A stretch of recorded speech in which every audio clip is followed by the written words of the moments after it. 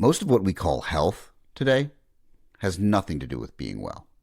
It's about control. It's about productivity. It's about obedience dressed up as optimization. Your body isn't being cared for. It's being managed, tracked, measured, corrected, disciplined. And if you've ever felt like your worth rises and falls with your consistency, your leanness, your output, or your discipline, that didn't come from nowhere. That came from a system that treats the human body like a project instead of a place you live.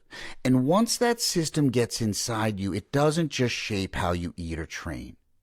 It shapes how you rest, how you relate to discomfort, how you measure your value, how you decide whether you're doing enough.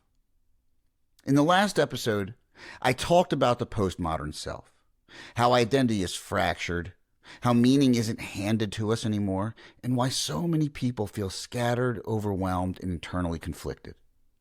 This episode picks up where that left off, because once the big stories about who you are collapse, something else rushes in to take their place. And for most of us, that something is optimization. The body becomes a site of control. Health becomes a moral performance. Discipline becomes proof that you're worthy. And rest starts to feel like failure. Today, we're talking about the neoliberal body, how a system obsessed with productivity, efficiency, and self-management turned wellness into another form of labor. And if you haven't listened to the first episode yet, I'd go back and start there. Not because this one won't make sense, but because together they tell the full story of how we ended up here. Because until you understand the system shaping your relationship with your body, you'll keep thinking this is a personal problem. It's not. And for those of you watching on YouTube or on your podcast streaming, yes, that is a giant cut on my forehead. As you might know, I coach jiu-jitsu for mixed martial artists, and they are younger, stronger, faster, and much more capable than me. So I often come out with some dings and dents. That is not a surprise. Also, you might notice a little bit of chaos in my background. Sarah and I switched offices, so I am kind of in a transition period, which is very fitting for this podcast. So you will see that normally my background is very curated to look very neat. This is the more appropriate view of what my office actually looks like day to day. All right, so now that I got those little show notes out of the way, let's get back to it. So postmodernism can take things apart. The problem is it can't tell you how to live. It can't name the fragmentation, explain the collapse of meaning, validate why identity feels unstable. But it leaves you standing in the rubble asking, okay, now what? That's where this episode begins, because awareness without orientation becomes paralysis, and deconstruction without leadership turns into drift. Today isn't about tearing anything else down. It's about building something sturdy enough to stand inside a world that refuses to simplify itself. This is where we move from philosophy to practice, from critique to construction, from naming the problem to learning how to lead yourself inside it.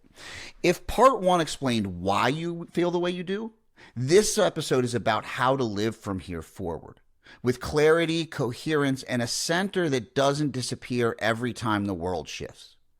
Welcome to Food on the Mind, Awaken Genius, where we break free from food obsession, unlock our potential, and build a life worth living. I'm Jeb Stuart Johnston, and here we dig into the psychology, philosophy, and strategy behind lasting change, because transformation isn't just about what's on your plate, it's what's on your mind.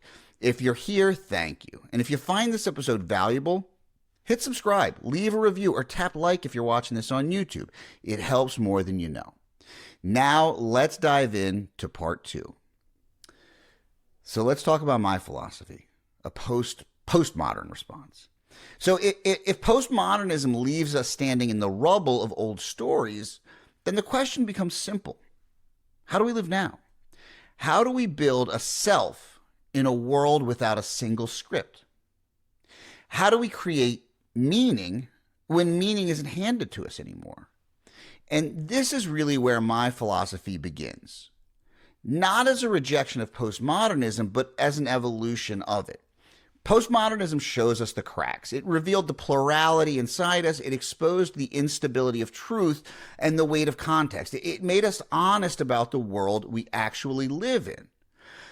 But the human mind can't survive on deconstruction alone. We need direction. We need orientation. We need something to stand on. Not because truth is simple, but because life demands action.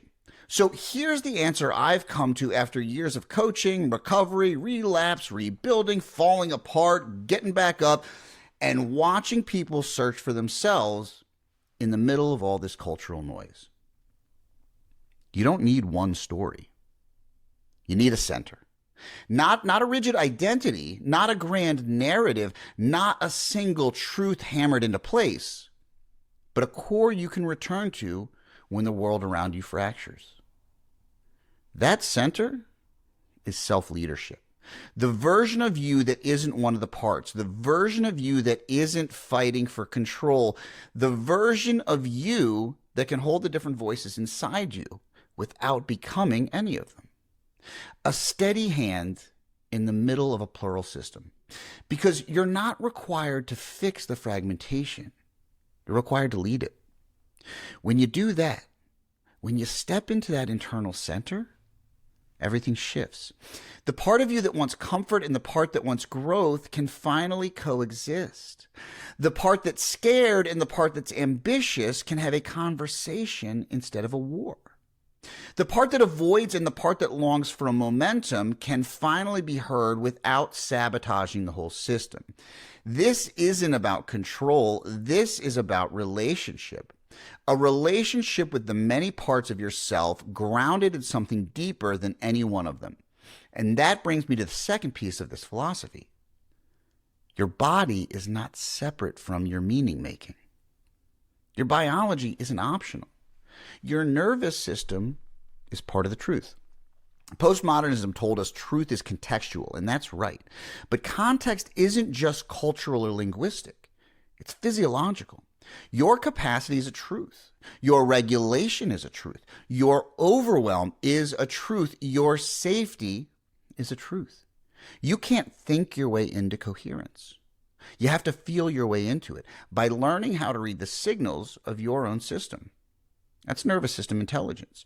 Not as a buzzword, not as a trend, but as a way of orienting yourself in a world where certainty isn't guaranteed. And then there's the third pillar, strategy. Not as rigidity, not as control, but as scaffolding. Because awareness without structure is chaos. Reflection without action is stagnation. Insight without direction dissolves into confusion.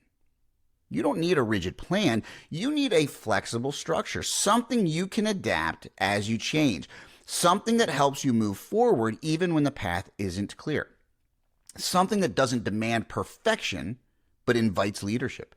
When you bring these three things together, a steady inner center, a regulated nervous system, and a strategic container for action, you get something postmodernism never offered.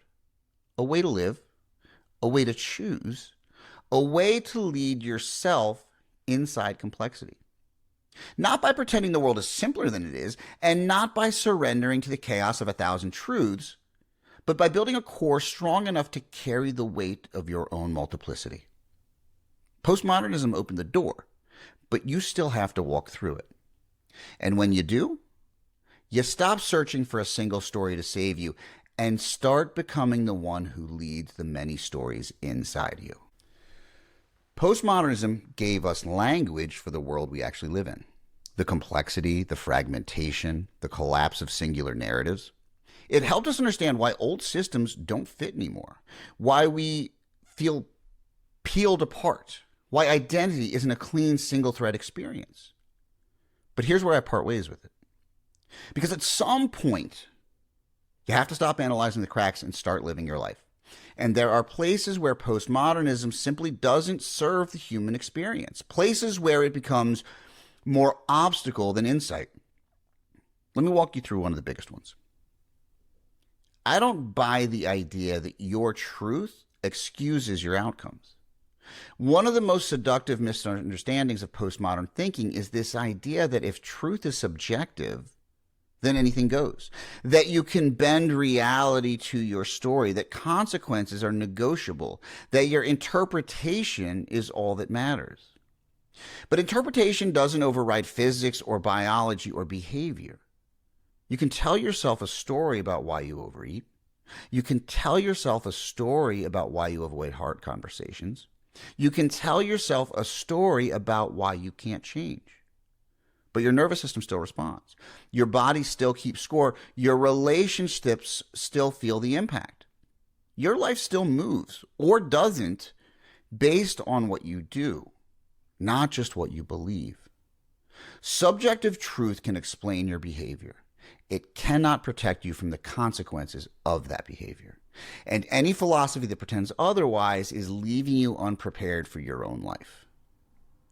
Fragmentation is real, but fragmentation is not destiny. Postmodernism is right. You're made of parts, many selves, many desires, many histories, many voices. But it's there. As if pluralism is the final revelation. It is not. Multiplicity without leadership becomes chaos. Multiplicity with leadership becomes power. The goal isn't to fuse your parts into one thing. It's to cultivate an inner center capable of holding all of them. A leader, not a dictator. A conductor, not a suppressor. A witness, not a referee. Postmodernism names the plurality, but it gives you no way to organize it. You need a philosophy that doesn't just describe your fragmentation. You need one that teaches you how to live inside it. Number 3, not all narratives are equal, and pretending they are keeps people stuck. If every story carries the same weight, then no story has any weight at all. And the truth is, some stories liberate you and some stories bury you. I always quit on myself. No one really loves me. This is just who I am. I can't trust myself. I'll never change. I need chaos to feel alive. These narratives are familiar. They're comforting in a twisted way, but they are not neutral. They are not just your truth. They are choices, unconscious ones, but choices nonetheless, and they shape the direction of your entire life. A philosophy that refuses to evaluate narratives leaves people trapped in the very stories that harm them. You don't need the freedom to believe anything. You need the courage to believe something better. For pure deconstruction leaves people spiritually homeless. This is the quiet danger of postmodernism. We need coherence, direction, rhythm, grounding, connection, a sense of inner continuity. Even if those things are not absolute, even if they're built rather than inherited, even if they evolve. People don't need a perfect truth, they need a working truth, something they can move towards, something that stabilizes the system, something that helps them act, choose, and commit in a world where nothing is guaranteed. A life can't be built on critique. At some point, it has to be built on intention. And so this is where my work draws a line. We don't need one truth, but you need a truth you can live. You don't need one identity, but you need an internal center strong enough to guide the many you carry. You don't need certainty, but you need direction. You don't need perfection, but you need leadership. You don't need a return to the old world, but you need more than the chaos of this one. And that's what this philosophy is for. To help you navigate a world without one story by becoming the one who leads the many stories inside yourself. Because postmodernism can describe the terrain, but only you can decide how to walk with it. So everything we've talked about so far, the fragmentation, the complexity, the loss of a single narrative, the plurality inside you, it isn't abstract, it's not theory, it's not academic. It shows up in the most intimate parts of your life, in the ways you try to change, in the ways you fall apart. Because here's the truth most self-help never acknowledges. People don't struggle because they lack discipline. People struggle because they lack coherence. Most of the suffering you feel in your day-to-day life isn't coming from laziness or weakness or a lack of willpower. It comes from the tension between the parts of you that want different things at the same time. And in a postmodern world, that tension is amplified. Let me show you what I mean. When you feel pulled in 10 directions, that's plural self in action. You want to eat better, and you want comfort. You want to work out, and you want rest. You want to show up fully, and you want to disappear. You want certainty, and you want freedom. Nothing is wrong with you. This is what it feels like to be a human being in a world without one dominant story telling you exactly who to be. The problem isn't the conflict. The problem is thinking the conflict means you're failing. When you can't stick to a plan, that's not inconsistency, it's misalignment. Most plans you're handed, fitness plans, nutrition plans, productivity plans, were designed for a version of the self that no longer exists. A single, unified, obedient self. A self without competing desires. A self that never gets overwhelmed. A self that behaves the same every day. A self that has infinite emotional bandwidth. That self is gone. It was never real to begin with. And when a plan doesn't meet your psychological reality, your body doesn't comply. It rebels. You don't fall off. You hit the limits of your capacity. You don't lack discipline.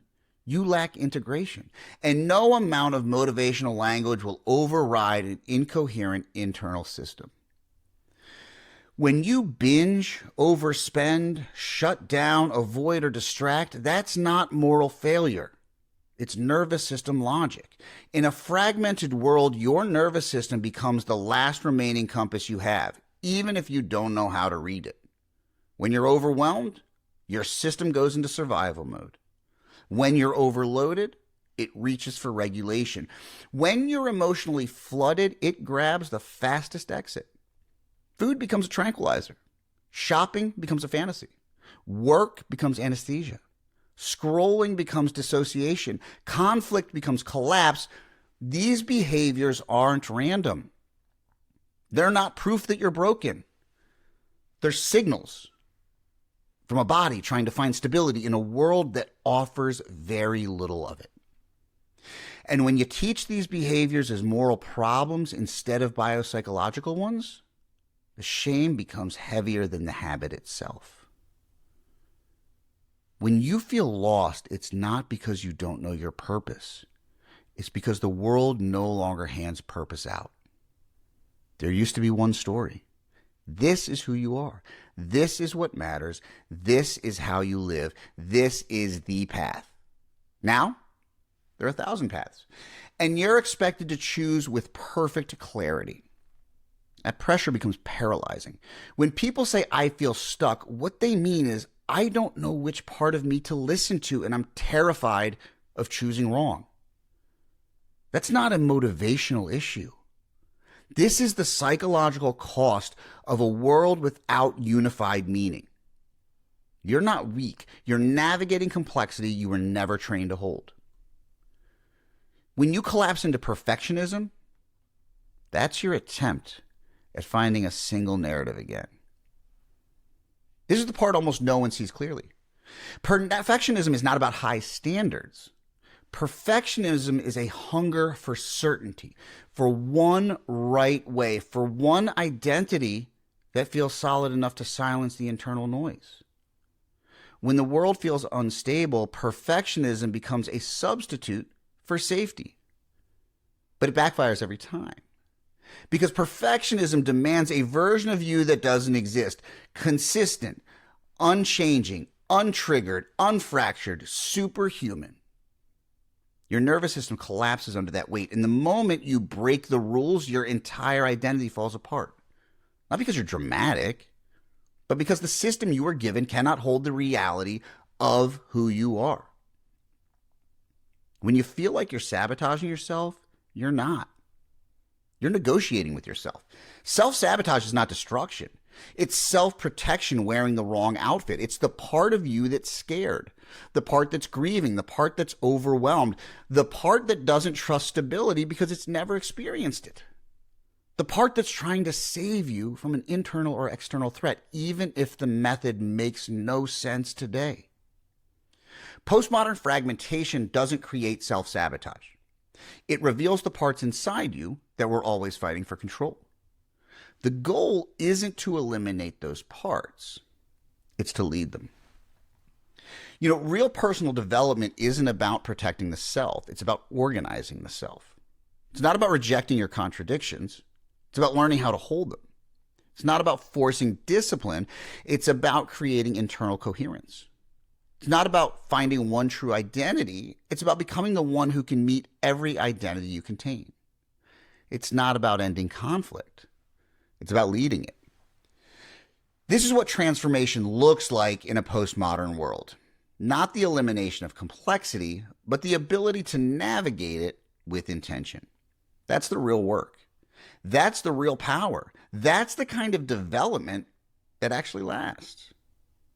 And it's the opposite of what most of the wellness industry teaches. Which brings us here. If everything we've talked about today points to one truth, it's this. You're not meant to go backward. You're not meant to shrink yourself to fit an older version of the world. And you're not meant to drift through the chaos of this one without an anchor. You're meant to build a relationship with your own complexity. You're meant to become the one who can hold the noise inside you without being swallowed by it. You're meant to develop a strong center, strong enough to stay standing even when the ground won't stop shifting, because the world isn't going to give you one story anymore. And maybe that isn't a loss. Maybe that's a strange kind of freedom.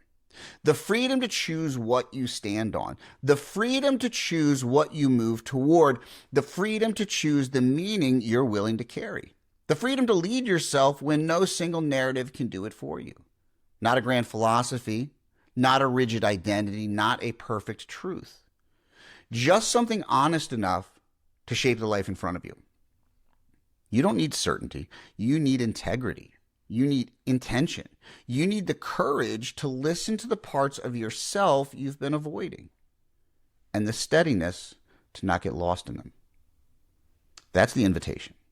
Not to erase who you've been, and not to invent some new shiny version of yourself, but to meet the self you already are, the many selves you contain, and become the one who can lead them. Because the world won't simplify. The narratives won't merge back into one. The noise won't quiet itself. But you can learn to move through it with clarity and strength and depth, and a kind of grounded presence that isn't shaken by every shift in the culture around you. You're not here to find the one right story. You're here to craft a life you can inhabit with your whole self. That's the work.